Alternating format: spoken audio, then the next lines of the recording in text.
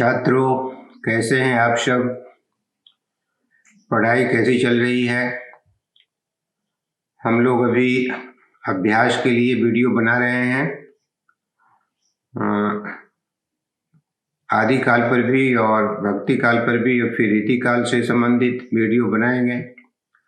आज भक्ति काल से जुड़े हुए जो प्रश्न, वस्तुनिष्ठ प्रश्न आते हैं उससे संबंधित बातचीत होगी।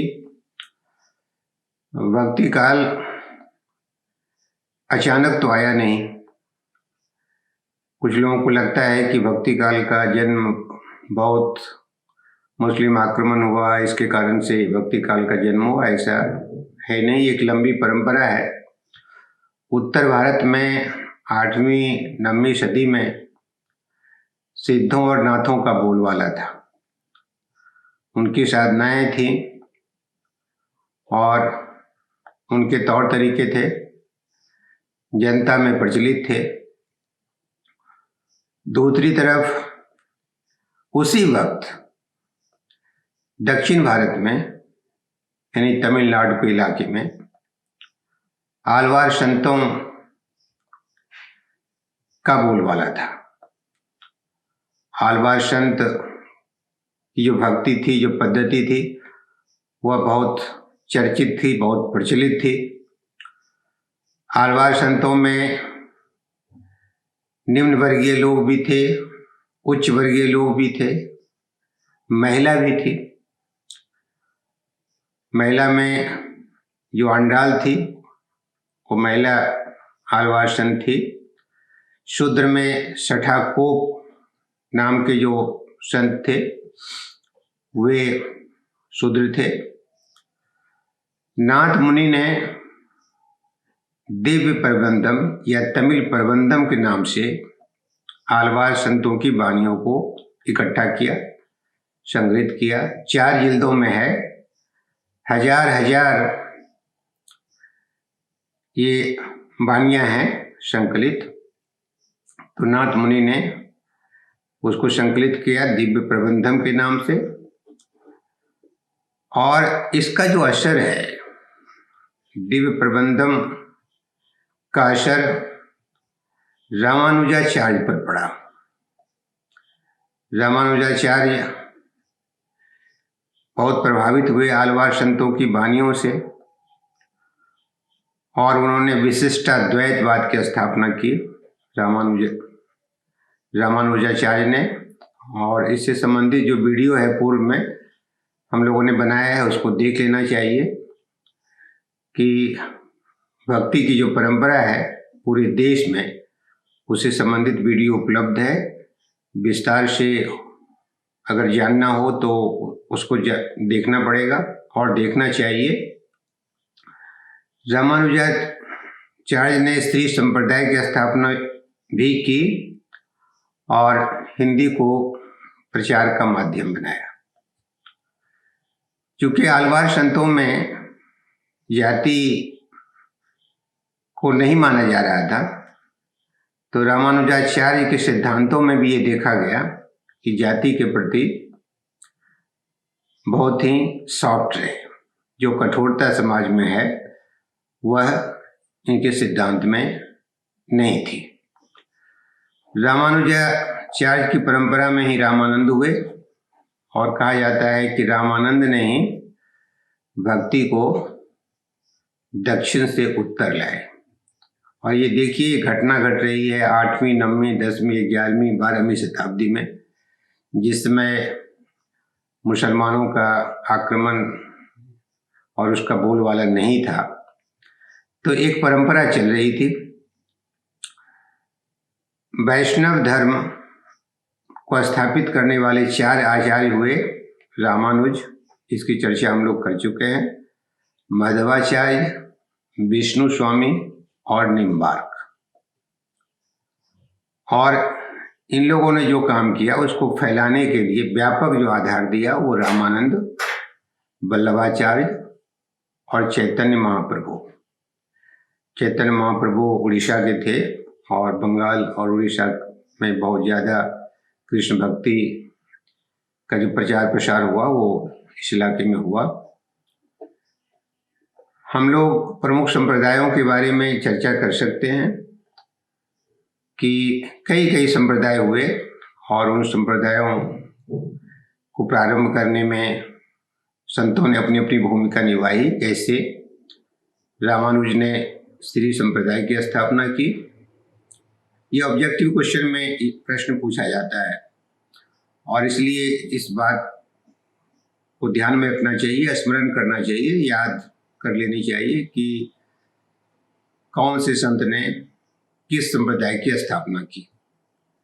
तो रामानुज ने त्रि संप्रदाय की स्थापना की, मध्वाचार्य ने ब्रह्म संप्रदाय की स्थापना की, निम्बार्क ने हंस या शनकादि संप्रदाय की स्थापना की, विष्णु स्वामी रुद्र संप्रदाय की स्थापना की, शंकर देव महापुरुषिया संप्रदाय की स्थापना की, रामदासी संप्रदाय, सहजानंद उद्धति संप्रदाय, अग्रदास रसिक संप्रदाय, रामचरण दास स्वसुखी, रामानंद रामावत, दादू दयाल परम ब्रह्म संप्रदाय, चैतन्य महाप्रभु गौड़ीय संप्रदाय, स्वामी हरिदास सखी संप्रदाय, जीवाराम तत्सुखी संप्रदाय, गोस्वामी हित हरिवंश राधा वल्लभी संप्रदाय, चक्रधर महानुभाव संप्रदाय, पुंडलीक वारकरी संप्रदाय। तो इस तरह से संतों ने अपनी साधना के प्रचार प्रसार के लिए, अपने विचार के प्रचार प्रसार के लिए अलग अलग संप्रदायों का गठन किया और इसके माध्यम से प्रचार प्रसार किया, और इसको याद रखना बेहद जरूरी है। बेवर, ग्रियेशन, वर्नले और भंडारकर, ये चार जो बड़े विद्वान हुए भक्ति काल के, इन्होंने माना कि भक्ति ईसाइयत की देन है। ये सब आश्चर्यचकित थे कि अचानक इतना बड़ा आंदोलन पूरे देश में फैला हुआ, ये कहाँ से आया है। तो इन लोगों को लगा कि जो ईसाइयत है उसकी देन है ये आंदोलन। सच ये नहीं था। ऊपर में हम लोगों ने बताया है, जो चर्चा की है, किस तरह से तमिलनाडु से प्रारंभ हुआ और पूरे देश में फैला। पूरे देश में के जो संत हैं उसके ऊपर नाम है और इन लोगों ने काम किया। तो ये ईसाइयत तो बहुत बाद की चीज़ है, लेकिन भक्ति की शुरुआत बहुत पूर्व में हो गई थी। बावजूद इसके इतिहास में ये दर्ज हुआ है कि बेवर, ग्रियेशन और बर्नले और भंडारकर ने माना है कि ये ईसाइयत की देन है। हजारी प्रसाद द्विवेदी मानते हैं कि भारतीय चिंताधारा का स्वाभाविक विकास है, और यह जो मान्यता है वो ज़्यादा सही है, ज़्यादा सार्थक है। इसके पूर्व आचार्य शुक्ल ने भी माना था कि जो आक्रमणकारी आए थे, मुस्लिम आक्रमणकारी, उसकी वजह से भक्ति की धारा प्रारंभ हुई थी। यह बात सही नहीं थी।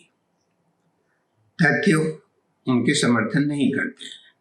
तथ्य जो समर्थन करता है वो भारतीय चिंताधारा का स्वाभाविक विकास, हजारी प्रसाद द्विवेदी की जो मान्यता है, इस मान्यता के तहत ही हम भारतीय भक्ति धारा को देख सकते हैं। जॉर्ज ग्रियेशन जो थे, उन्होंने ही कहा था भक्ति काल को स्वर युग। और यह जो प्रश्न है बहुत बार बार दोहराया जाता है कि भक्ति काल को स्वर युग क्यों कहा जाता है, तो ये जॉर्ज ग्रियेशन की ही देन है। उन्होंने जो दर्ज किया अपने इतिहास में, इतिहास की किताब में, कि भक्ति काल को स्वर युग कहा, और आज तक यह बात चल रही है। रामविलास शर्मा बहुत बड़े आलोचक हैं हिंदी साहित्य के, काफ़ी काम किया है और कई तरह का काम इन्होंने किया है। इन्होंने माना कि ये भक्ति काल लोक जागरण काल है, लोगों को जगाने का काल है। और ये भक्ति काल कई हिस्से में बांटा गया है, आप जानते हैं। रामचंद्र शुक्ल ने ज्ञानश्रेयी शाखा, प्रेमाश्रेयी शाखा, कृष्ण भक्ति शाखा और राम भक्ति शाखा में बांटा है। पहले तो सगुण और निर्गुण किया, सगुण में ज्ञानश्रेयी शाखा और प्रेमाश्रेयी शाखा, और फिर सगुण धारा में किया कृष्ण भक्ति शाखा और राम भक्ति शाखा। तो पहले हम लोग चर्चा कर लें पहली शाखा का, ज्ञानश्रेयी शाखा का। और दुर्भाग्य की बात यह है कि नाम ज्ञानश्रेयी शाखा है, लेकिन इसके ज्ञान पर रामचंद्र शुक्ल ने हर वक्त सवाल उठाए। बावजूद इसके कि पहले हम लोग तथ्यों को जान लें, समझ लें। निर्गुण भक्ति का जो पहला उल्लेख है वो श्वेतर उपनिषद में है। निर्गुण भक्ति का वहां उल्लेख हुआ है। हिंदी में निर्गुण भक्ति की अभिव्यक्ति संत नामदेव ने की है। संत नामदेव महाराष्ट्र के थे और पहले शगुनोपासक थे, शगुन की उपासना करते थे संत नामदेव, लेकिन ज्ञानदेव के संपर्क में जब आए तो वे निर्गुण की उपासना करने लगे।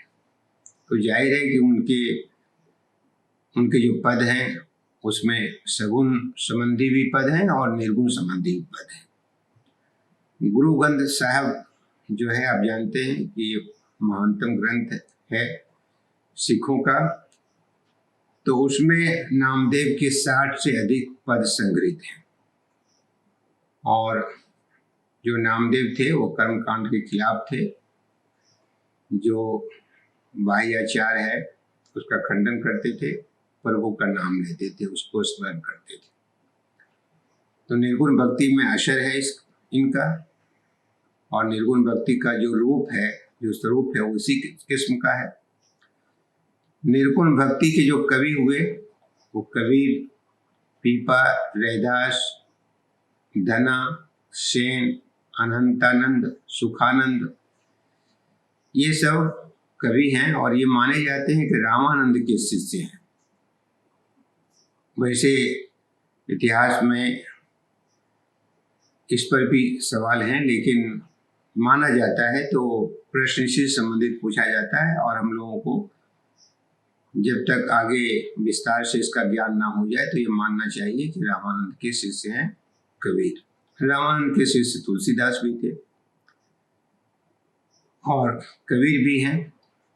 नाभादास के भक्तमाल में इसका उल्लेख है। भक्तमाल का जिक्र आता है, आप जानते हैं इतिहास ग्रंथों का जब जिक्र आता है तो भक्तमाल का भी जिक्र आता है। नाभादास का ग्रंथ है और इस ग्रंथ में ये जिक्र हुआ है कि कबीर, पीपा, रैदास आदि रामानंद के शिष्य हैं। कबीर के गुरु के रूप में शेख तकी का भी जिक्र आता है। कबीर की जो वाणी है उसका जो संग्रह है उसको हम लोग बीजक कहते हैं। और इसके 3 हिस्से हैं, 3 भाग हैं, रमैनी, शबद और साखी। रमैनी और शबद गेय पद है, साखी दोहों में है। हिंदी में निर्गुण भक्ति को प्रतिष्ठित करने वाले जो शख्स हैं, जो शख्सियत है, वो कबीर हैं। तो एक तरह से कह सकते हैं कि जो भक्ति धारा की शुरुआत हुई वो शुरुआत करने वाले कबीर ही थे। बीजक पर लिखी पूरनदास की टीका त्रिज्या बहुत प्रसिद्ध है। तो ये प्रश्न पूछे जाते हैं, इसलिए इसका जिक्र आया है। जैसे पूछ दिया जाएगा कि पूरनदास की जो टीका है उसकी नाम क्या है, तो हम लोगों को याद रखनी है कि त्रिज्या नाम है उसका। और ये टीका 1892 ईस्वी में प्रकाशित हुई थी।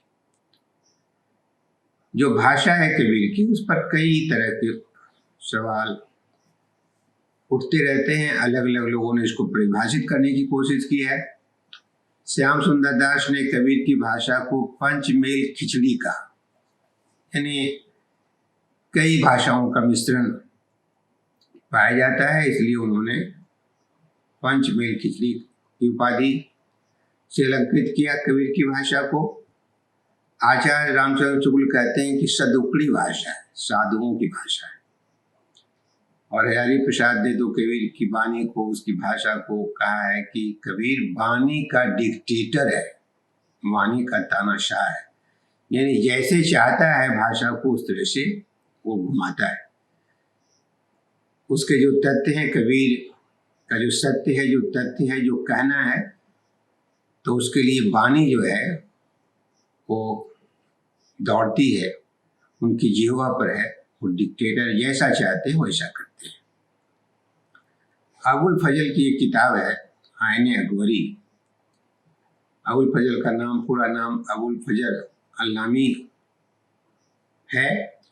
आईने अकबरी इनकी किताब है। उसमें कबीर को कहा गया है मुवाहिद।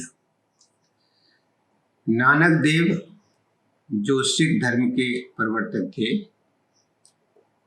इन्होंने हिंदी में काव्य रचना की। और नानक देव की जो भाषा है वह ब्रज भाषा और खड़ी बोली दोनों का मेल है। सिखों के जो पांचवें गुरु थे अर्जुन देव, उन्होंने ग्रंथ साहब का संपादन किया। गुरु नानक देव जो थे वो वर्ण व्यवस्था को मानते नहीं थे और कर्मकांड को भी नहीं मानते थे। निर्गुण ब्रह्म का प्रचार करते थे। और ये चीजें जो हैं वह ज्ञानत्रयी शाखा में भी मिलती हैं। हिंदू और मुसलमान की एकता पर बल देते थे। दादू दयाल एक बड़ी रचनाकार हैं निर्गुण भक्ति के। तो उनके रचनाओं का संग्रह किया है उनके दो शिष्यों ने, संतदास और जगन्दास। नाम है हरडे वाणी। और उसके बाद संत रज्जव ने भी इसका संपादन किया, दादू दयाल की रचनाओं का, उनकी वाणियों का, अंग वधु के नाम से। सुंदरदास जो ज्ञानत्रयी शाखा के कवि हैं, संत हैं, वे सबसे ज्यादा सुशिक्षित और शास्त्रज्ञ संत थे। उनका जो प्रसिद्ध ग्रंथ है नाम सुंदर विलास है। मलुक दास भी ज्ञानत्रयी शाखा के संत हैं। दो प्रसिद्ध ग्रंथ इनके हैं, ज्ञानबोध और रमावतार लीला। जगजीवन दास के तीन प्रधान ग्रंथ हैं, ज्ञान प्रकाश, महाप्रलय और प्रथम ग्रंथ। ज्ञानत्रयी शाखा के अन्य कवि और संत हैं जम्बनाथ, सिंघाजी, हरिदास निरंजनी, कमाल, प्राणनाथ, दयाबाई, सहजूबाई, अक्षर अनन्य। तो ये जो अभ्यास के लिए हम लोग जो काम कर रहे हैं उसमें आप सबको ये चाहिए कि इससे जुड़ा हुआ जो वीडियो है, जो मूल वीडियो है, उसको भी आप देखें, दोनों का मिलान करें। बार बार अभ्यास करने से दो चीजें होंगी। एक तो वस्तुनिष्ठ जो चीजें हैं वो याद स्मरण होगा, याद हो जाएगा। दूसरा होगा कि आप जो आत्मनिष्ठ चीजें हैं उसकी एक समझ बढ़ेगी। यह बहुत जरूरी है अगर आपको आगे काम करना है, साहित्य में ही रहना है, हिंदी ही पढ़नी है, पढ़ाना है, शोध करना है, तो ये आवश्यक होगा कि दोनों चीजें, आत्मनिष्ठ प्रश्नों के लिए और वस्तुनिष्ठ प्रश्नों के लिए पूरी तैयारी रहनी चाहिए। तो बहुत अच्छा होगा, बहुत सुंदर होगा। आप सब लोग ध्यान से पढ़ें, ध्यान से देखें, ध्यान से सुने। मुझे पक्का भरोसा है कि आप बेहतर करेंगे। आप सब अपनी राय बताते चलें, सब्सक्राइब करें हमारे चैनल को। आपको बहुत बहुत धन्यवाद।